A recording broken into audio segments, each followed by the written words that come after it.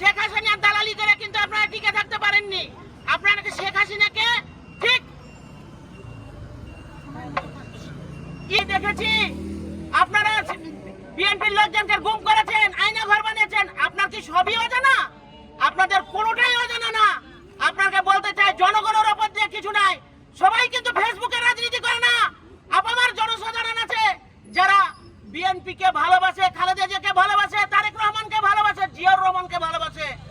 আপনারা অনতিবিলম্বে ভোট দিয়ে দেশকে গণতান্ত্রিক উপায়ে পরিচালনার দায়িত্ব দিয়ে দেওয়ার জন্য আমরা বিশেষভাবে অনুরোধ করছি। আপনারা যদি এই ব্যবস্থা না করেন, তবে সামনে দুর্বার আন্দোলন গড়ে তোলা হবে। এখান থেকে কেউই রেহাই পাবে না। আপামর জনসাধারণ নিয়ে আবার মাঠে নামবো, এই বলে আমার বক্তব্য শেষ করছি। আসসালামু আলাইকুম।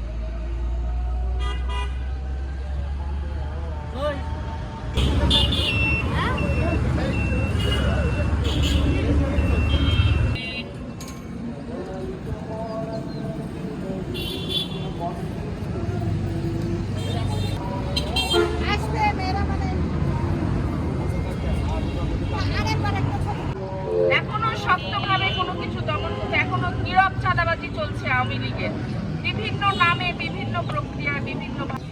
আমাদের প্রত্যাশা, সর্বস্তরের জনগণের প্রত্যাশা, এই বিষয়গুলো বন্ধ হোক, বিচার প্রক্রিয়া দ্রুততর হোক। ওয়াকার সাহেব এখনো নানা রকম বিব্রতকর বক্তব্য দিয়েই যাচ্ছেন। এগুলো বন্ধ করা হোক। ওয়াকার সাহেবকে সঠিকভাবে তার উনি বসে আছেন সেই জায়গাটা যেন উনি সঠিকভাবে ব্যবহার করতে পারেন। ইন্টারিম গভর্নমেন্টের কাছে এটাই অনুরোধ যে সেইটা যেন নিশ্চিত করা হয়।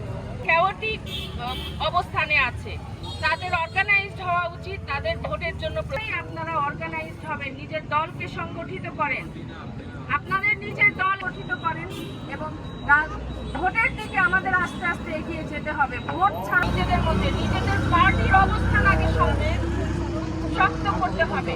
নিজেদের অবস্থান সকলের কাছে ধন্যবাদ।